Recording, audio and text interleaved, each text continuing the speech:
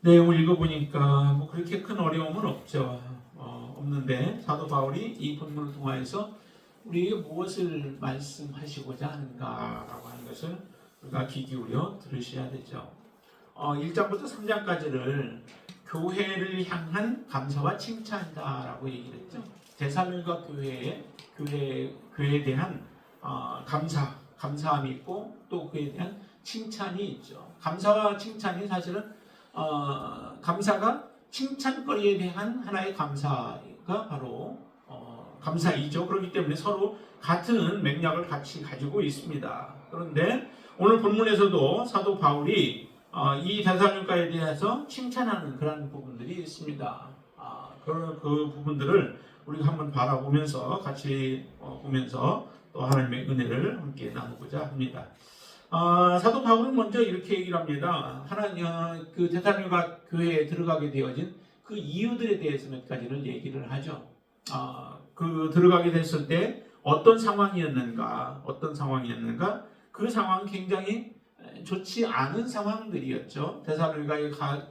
데살로니가의 교회에 갔을 때에 사도 바울이 참 많이 힘들었습니다. 왜냐하면 복음은 가서 증거를 해서 3주 동안을 그곳에서 사역을 하게 되어지는데 3주 사역을 통하여서 많은 열매들이 있게 되어지죠. 하나님의 역사가 항상 있으면은 반대 극부적으로 사단의 역사도 그 가운데 있습니다. 그래서 방해하는 자들이 항상 있게 되어지죠.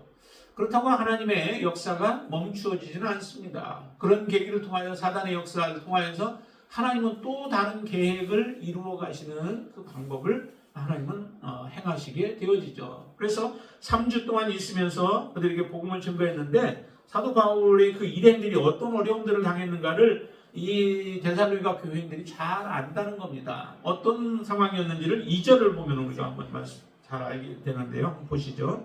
2절 같이 읽어볼까요? 너희가 아는 바와 같이 우리가 먼저 빌립보에서 고난과 능욕을 당하였으나 우리의 하나님을 힘입어 많은 싸움 중에 하나님의 복음을 너희에게 전하였노라 라고 얘기를 하죠. 정말 사도 바울 그 일행들이 복음을 증거하는데 하나님의 사실 원래 우리가 객관적으로 생각한다면은 하나님에게 붙잡혀 하나님의 뜻을 이루고 하나님이 기뻐하시는 일들을 행하면 하나님께서 항상 돌보아 주시고 지켜 주셔야 되잖아요. 그런데도 지금 사도 바울의 그 일행이 하나님 앞에 헌신되어져서 하나님의 말씀을 증거하는데도 하나님은 온전하게 이렇게 모든 악이나 또 불의함이나 또 악한 것들을 완전히 제거해서 하나님 가운데 모든 것을 전하게 하시지는 않으신다라고 하는 거예요. 그 모든 역경, 고난, 환난 등을 다 겪어가면서 하나님의 복음의 말씀이 들려지게 하시고 그러면서 하나님은 놀랍게 역사하시는 그 모습들이 바로 이 사도 바울뿐만 아니라 우리가 믿음으로 살아가는 이 세상 가운데에서 살아가는 동안에 우리는 계속적으로 그와 같은 일들이 일어나게 되어질 것이다 라고 하는 것을 이 내용들을 보면서 우리가 또한 다시 배우게 되어집니다. 사도 바울 보세요. 빌립보에서 고난과 능욕을 당하여서 지금 넘어가게 되죠. 이 데살로니가로 그렇게 했는데 우리의 하나님을 힘입어서 많은 싸움 중에 많은 싸움을 했고 그 싸움은 정말 로마 경기장에서 이렇게 경기할 때에 가끔 이제 제가 자주 잘 보는 것 중에 하나가 그 피겨 스케이팅에서 이렇게 굉장히 스피드하게 막 하는 그 스케이팅 있잖아요. 그거 보면은 참 그 속이 시원할 때가 많아요. 이제 질 때도 많은데 그래도 우리나라 아시아에서 보통 할 때는 아예 뭐 톱으로 그냥 달려 나가고 하는 그 모습들을 보는데 굉장히 그 앞서 가기 위해서 또 승리하기 위해서는 굉장히 많이 노력을 하죠. 남모르게 땀을 흘리고 수고하고 애쓰는 그 모습들이 있어요. 그렇게 해야만 정말 그렇게 해도 1등 한다는 보장은 없어요. 그렇지만 1등 하기 위하여서 우승하기 위하여서 그렇게 애써서 노력을 한다고요. 하고 싶은 것들 하지 않으면서 참아가면서 노력하고 또 운동하고 연습하고 하는 이 모습들을 통해서 결과적으로 마지막에는 그런 그 우승하고 또 금메달을 따고 하는 모습들을 우리에게 보여주잖아요. 근데 여기에 보니까 하나님을 힘입어 많은 싸움 중에라고 하는 그 싸움이라고 하는 것이 바로 그런 의미를 가지고 있어요. 정말 이 복음을 전하기 위해서 사도 바울과 그 일행들은 그 경기장에서 우승하기 위해서 달려가는 것과 같이 노력하는 것처럼 그렇게 힘써서 이 복음을 증거했다라고 하는 거죠. 그러니까 여러 많은 싸움들이 있었지만은 많은 싸움들 가운데서도 거기에 무너지지 않고 지지 않고 그러면서도 하나님의 복음을 여기 보니까 하나님의 복음을 너희에게 전하였다라고 말씀하시죠. 그 복음이 들려지자 데살로니가에 복음이 울려 퍼지자 그 사람들이 데살로니가에 있는 사람들이 그 말씀을 받아들이면서 삶의 변화들이 일어나게 되어졌던 거예요. 이전에 우상을 섬겼던 그 삶이 바뀌어져서 하나님을 섬기게 되어지고 예수 그리스도를 소망하면서 살아가는 놀라운 역사가 일어나게 되어졌잖아요. 이와 같은 일들을 이 데살로니가 교인들은 너무도 잘 알고 있는 거죠. 그래서 하나님 앞에 신실한 일꾼들의 삶과 그렇지 아니하는 악한 자들의 그 삶의 모습을 오늘 1절부터 시작해서 3절 말씀, 12절 말씀까지 보면은 거기에 그런 모습들이 참 많이 이렇게 등장을 해요. 서로 비교되어지는 부분들이죠. 하나님의 일꾼들은 어떠한 삶을 살았는가? 여기 보니까 고난과 능욕을 당하지만은 그러나 멈추어지지 않고 하나님의 말씀을 복음을 증거함으로 인하여서 복음의 열매를 맺게 되어진 겁니다. 이렇게 힘든 가운데서 복음이 증거되어지고 그리고 그 복음을 받아들인 데살로니가 교인들의 삶의 변화의 모습들을 보니까 이 바울은 너무도 그들이 귀하고 소중한 거예요. 이렇게까지 표현을 합니다. 그 말씀을 받아들인 이 사람들을 위하여서 7절 말씀 한번 보실까요? 7절에 보시면은 우리는 그리스도의 사도로서 마땅히 권위를 주장할 수 있으나 사도이면은 당연히 자기의 필요한 부분들에 대해서 공급을 받을 수 있다는 거죠. 그게 하나도 잘못된 게 아니라는 거예요.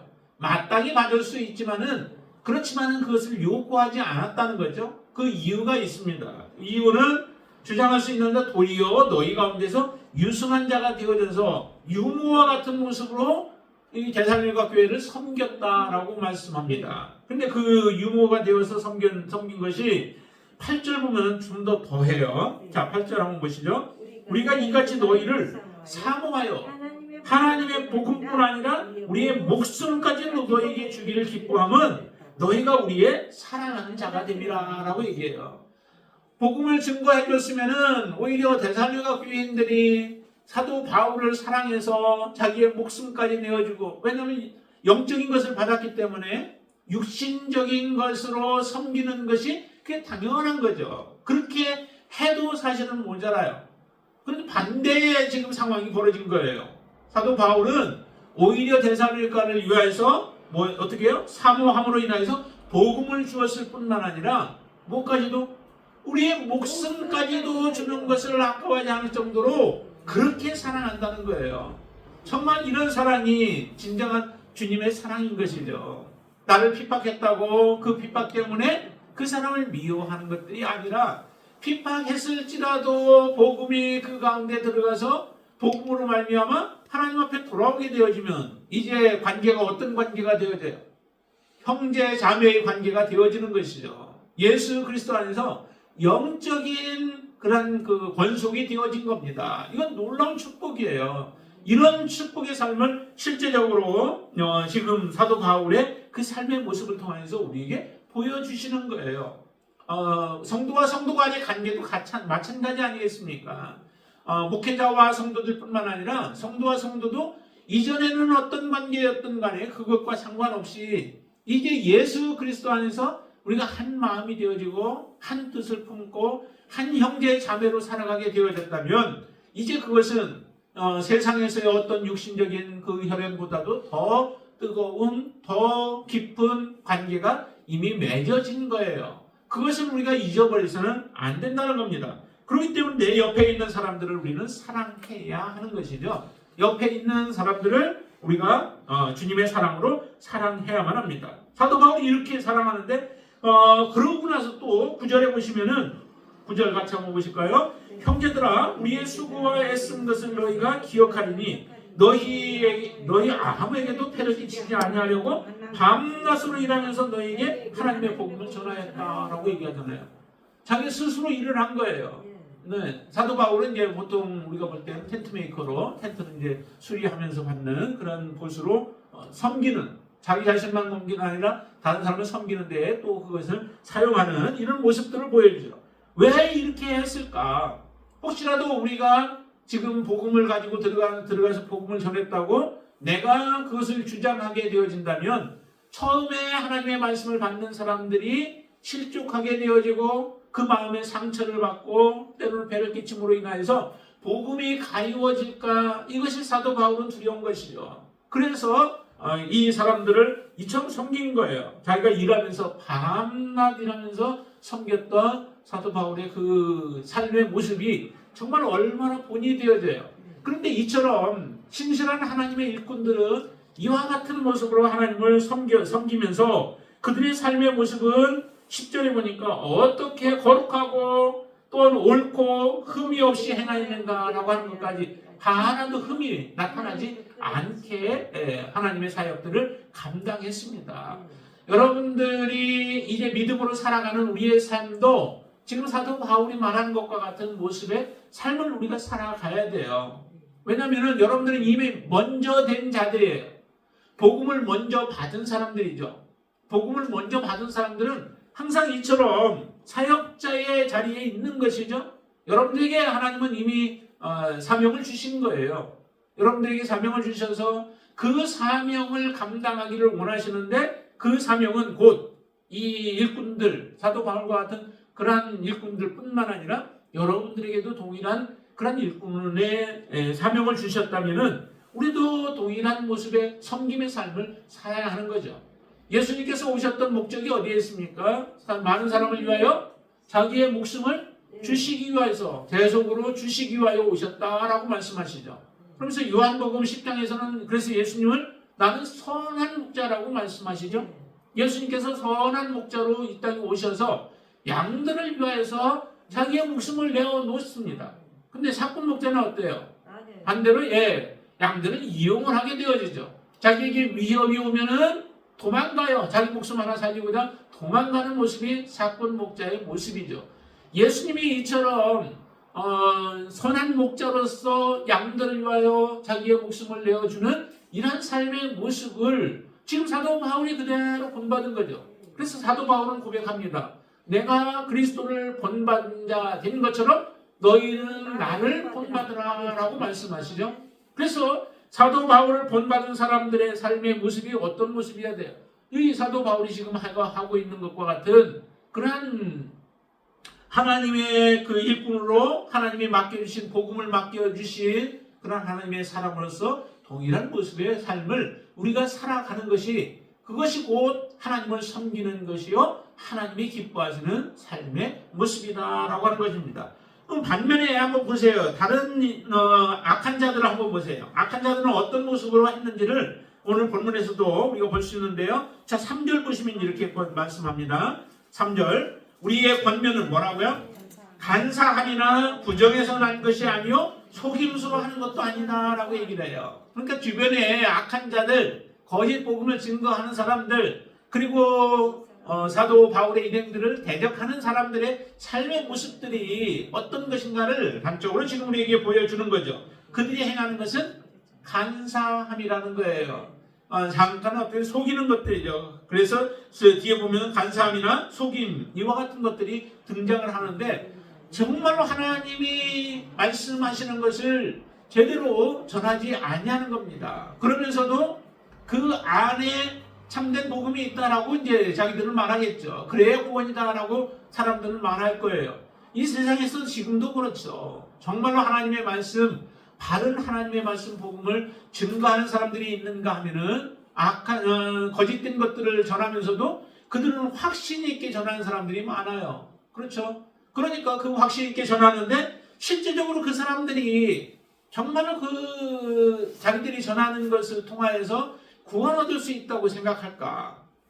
그렇지 않을 것 같아요. 대부분의 경우는 이제 많은 사람들이 이제 그 세뇌를 당하였던지 하면은 뭐 아닐 수도 있겠지만은 대부분의 경우는 자기가 전하고 있는 것이 잘못된 것이다라고 하는 것을 알면서도 뭐 자기들이 가지고 있는 이득이나 또 권리나 그와 같은 것들을 내려놓기가 싫은 거예요. 그건 내려놓기가 어려운 거예요.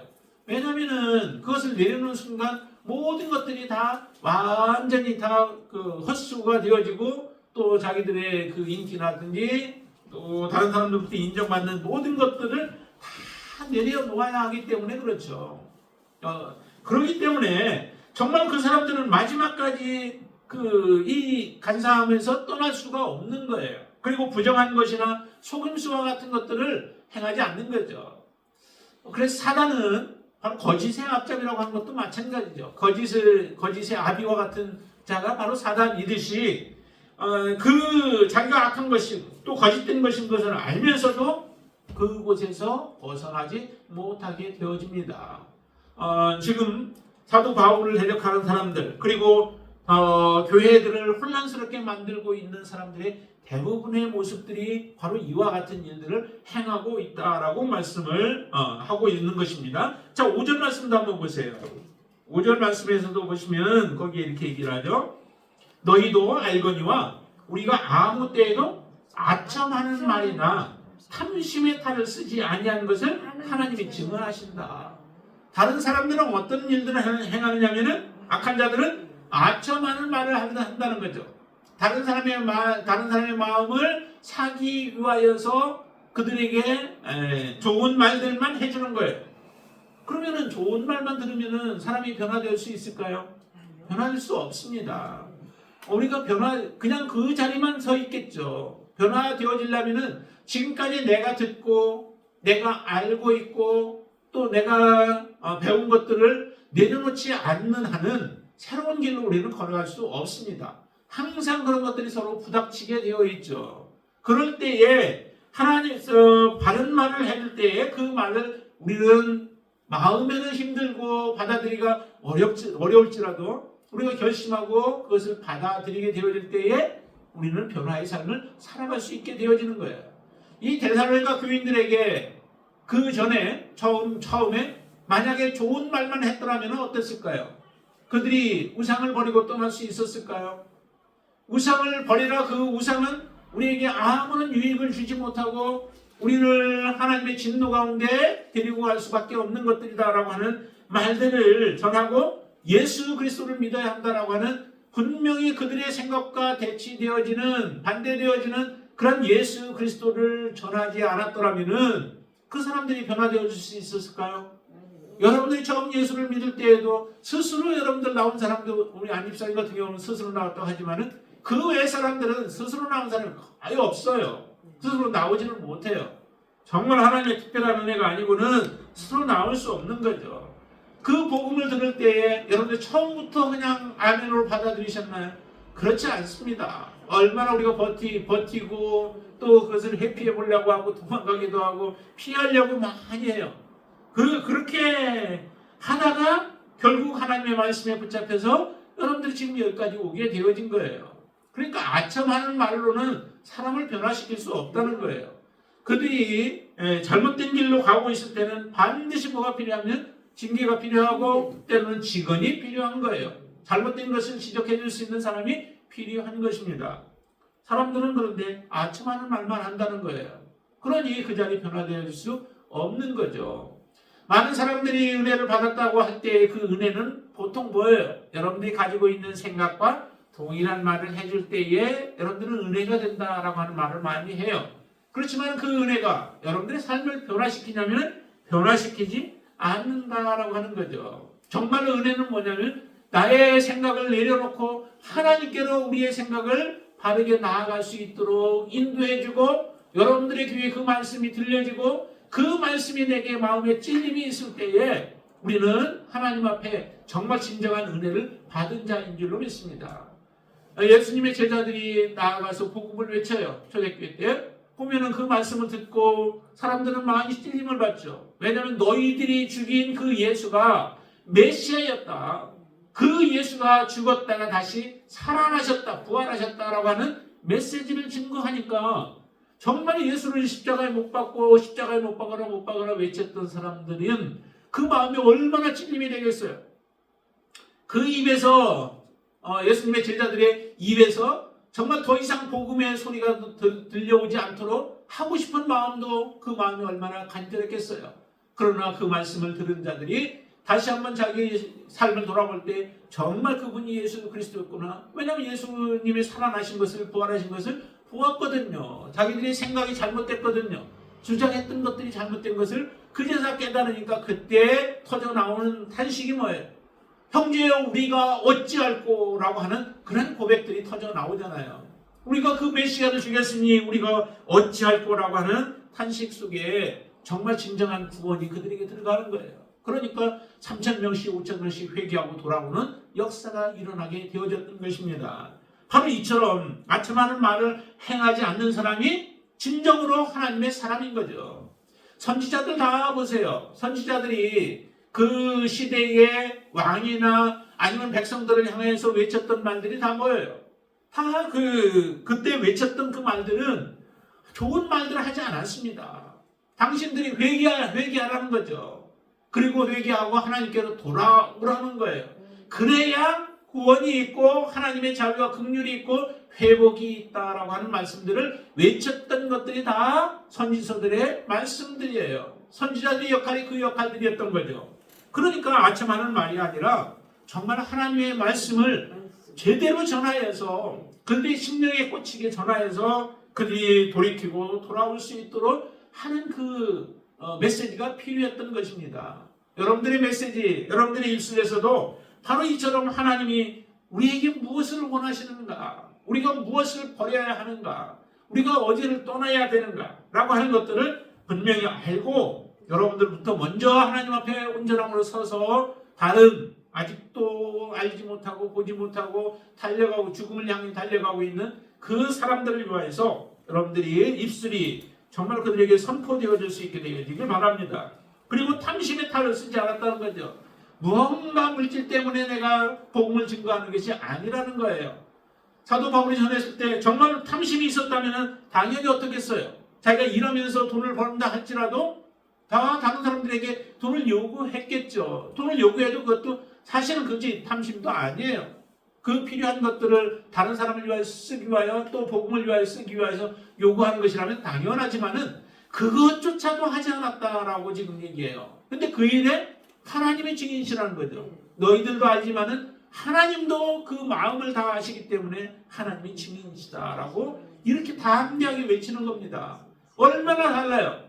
정말 아까 그 거짓 선지자들이 자기의 목숨 그리고 살아가기 위해서 양들을 이용하였던 자와 예수 그리스도의 삶이 완연하게 다르듯이 바로 참된 하나님의 말씀을 받은 그런 사역자들과 그렇지 아니한 자들, 어떻게 해서든 하나님 앞에 가지 못하게 하고 함께 죽게 만들어버리는 이런 자들의 그 말이 완전히 다른 모습을 보여주죠. 그래서 사도 바울은 어떤 모습이냐면 그 6절 말씀 보니까 사람에게서는 영광을 구하지 아니했다라고 얘기를 해요. 그렇죠?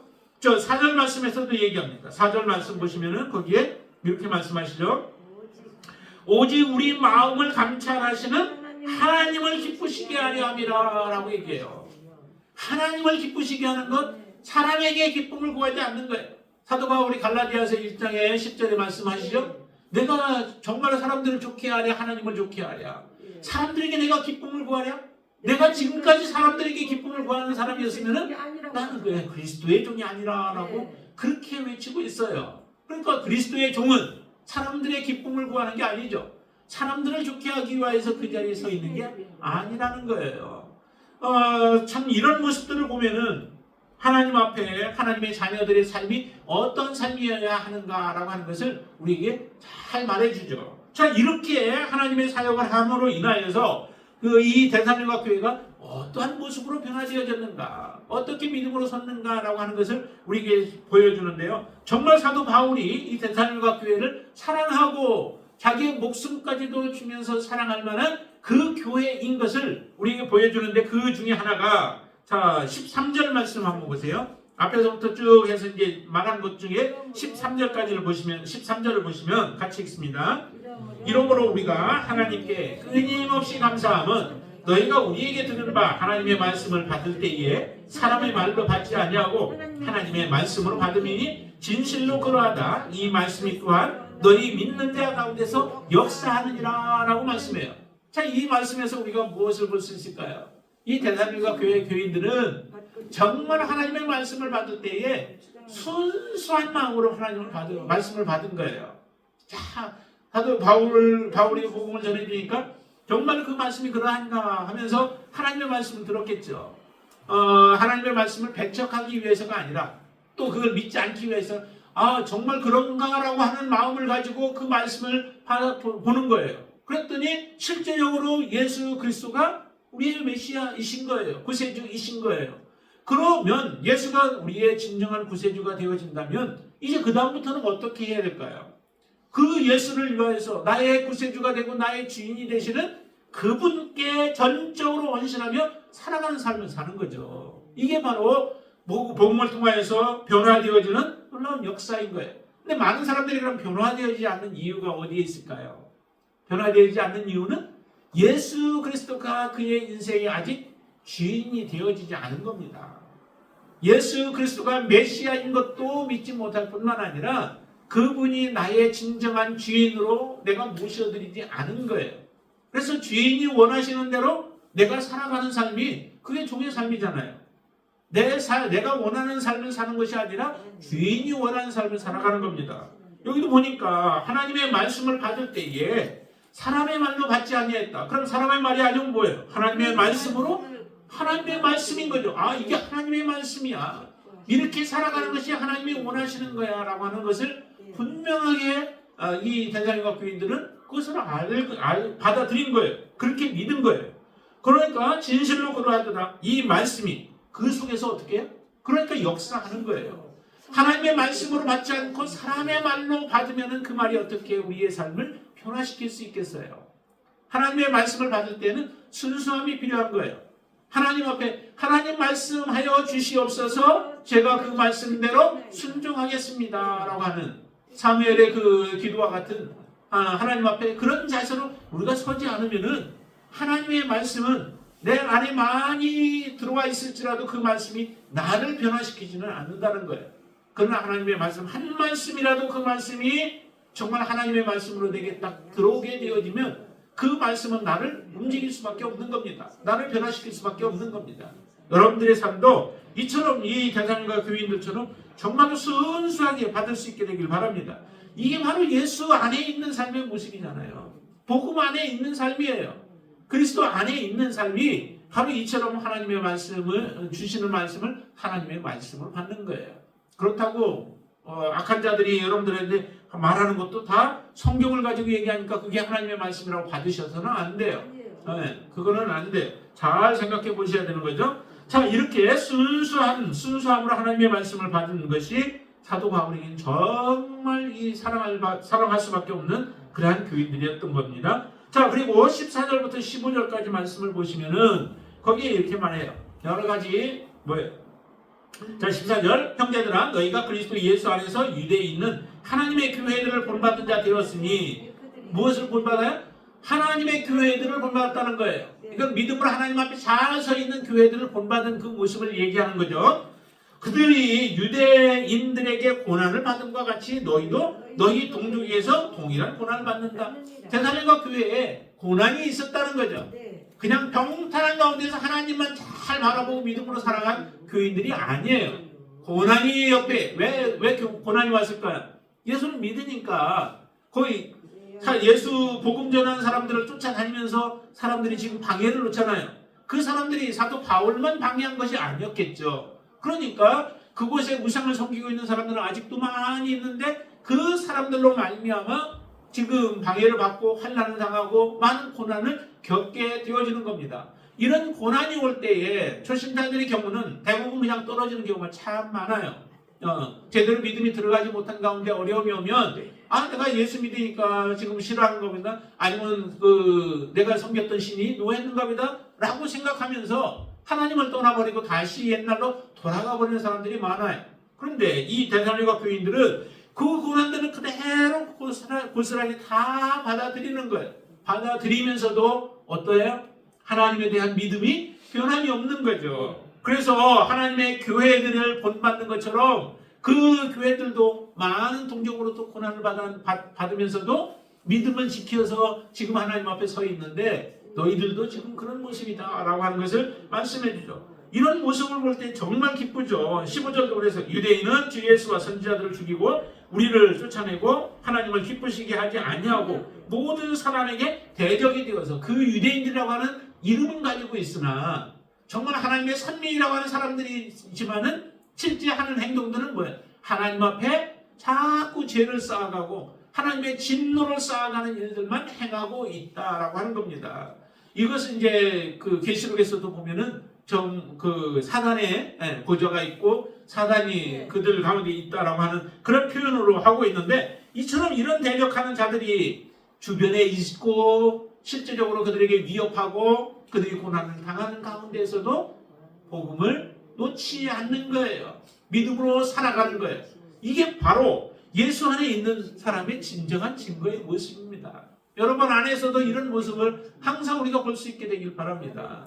여러분들이 어떠한 고난 속에서도 정말로 예수 믿는 그 믿음이 더욱더 정결해지고 깨끗해지고 순수해지는 그 믿음으로 오직 하나님만 더 바라보는 믿음으로 살아갈 수 있게 되길 바랍니다. 사도행전의 그 집사 중에서 스데반 집사라고 하는 사람이 있잖아요.